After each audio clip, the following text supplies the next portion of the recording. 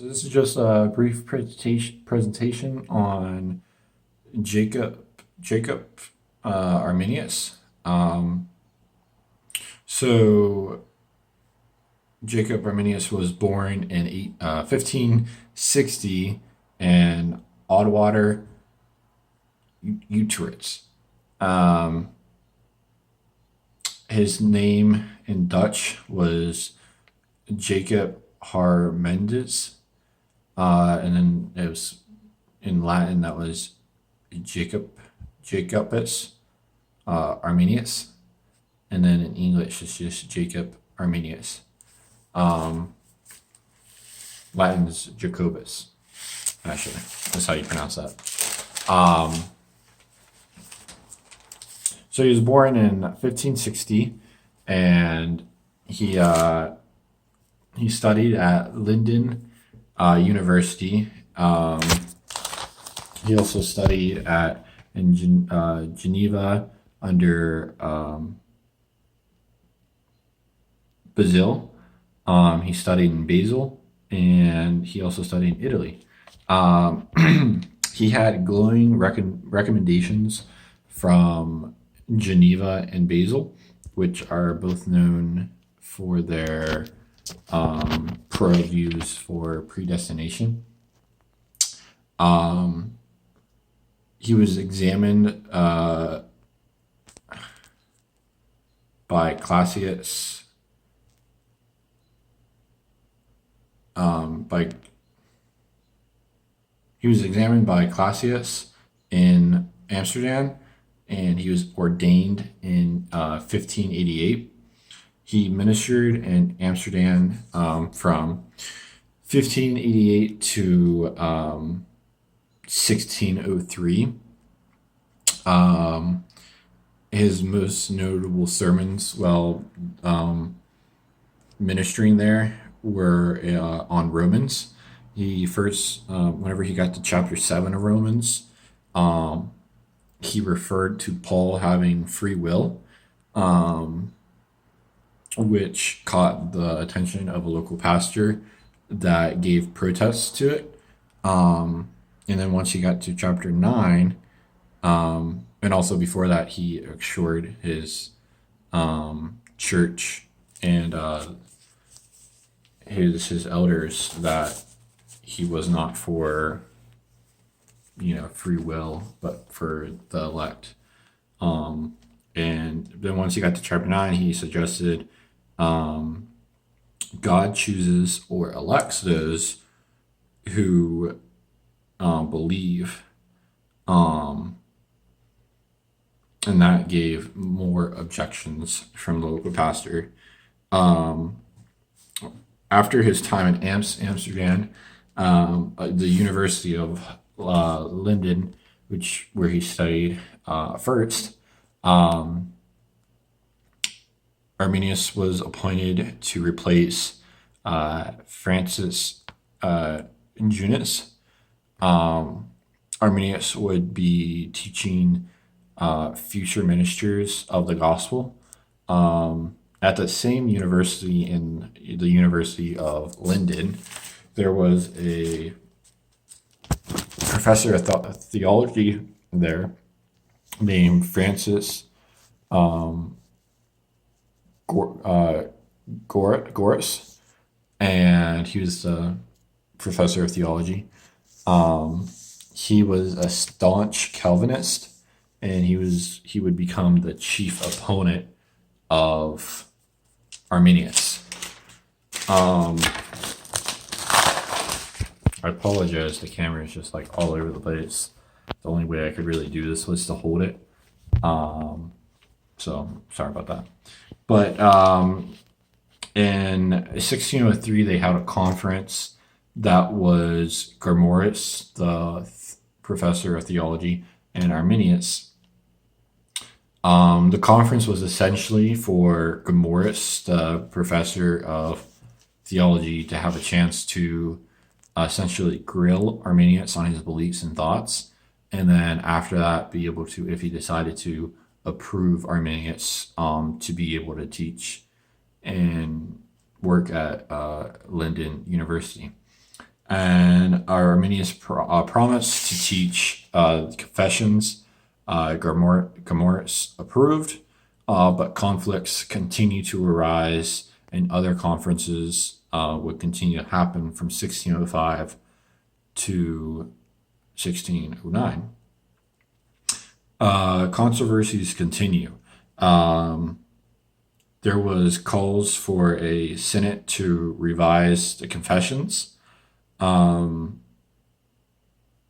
by many other ministers who agreed and followed with Arminius's thoughts and teachings.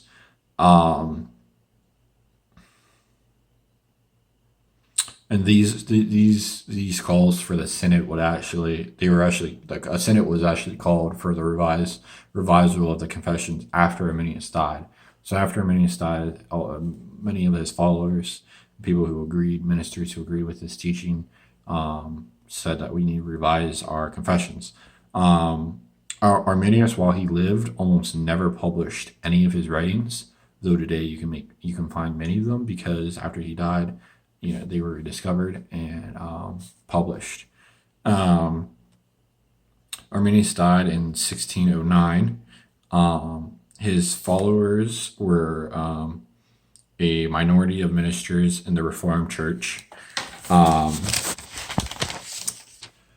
43 men met in the city of Dalen Haag in 1618 with a petition asking the local government for protection for their beliefs, and their beliefs were the beliefs of Arminius and men who agreed with him, and they were scared that they were being persecuted for their agreement and beliefs that Arminius held. And so this is even after he died. Men are still following him. This is 1618, and he died in 1609. So people are still following what he believes and holding to that. The petition was known as the Remonstrance, and the men who asked for this petition, they became known as the Remonstrants. The Remonstrance came up with 5 articles, and the 5 articles read as this. They say, number 1, God elects those who foresees will believe and persevere in obedience unto the end of their lives. The rest God leaves to perish in their unbelief. Number 2 says, Christ died for all and merited salvation for all. But only those who believe will receive the benefit. Number 3 reads, man is sinful and corrupt, and apart from grace cannot believe or save himself. And the explanation for that is total depravity was clearly expressed in the confessions. Number 4 says, one is saved by God's grace, but that grace is resistible. And number 5 says, all who are all who are united by faith to Christ have the power to persevere. Whether everyone is saved actually does persevere to the end, enter heaven, we cannot be sure. So these are the 5 articles the Remonstrants wrote, following the beliefs that Arminius held. After great restraint, there was finally another synod in 1618. So after years and the Remonstrants finally not giving up on it, the Reformed Church finally led into having another synod, which there hasn't been one from this point for quite some time. So So God ordained Jacob Arminius to Preen to force the heresies on salvation. The Great Synod of 1618 through 19. This Synod was known as safeguarding the Reformation. And this Synod would have never come to be if it wasn't for Jacob Arminius and the years before this that he called out his beliefs and went against the teachings of the church for what he thought was true of the Bible. Um, so that's essentially what Jacob Arminius is about. He stood against Calvinist teachings, and he was a chief a component of Calvinist teachings, which the majority of all people in the Reformed Church held to that. And if it wasn't for him, who knows whenever many of the Protestant beliefs any church had told to not today would have come to be. So that's basically Jacob Arminius and about him. And just as a disclaimer, the majority of this information comes from the PRC Theology Seminary. So you can find any of that stuff on there, and it's provided by them. And that's Jacob Arminius.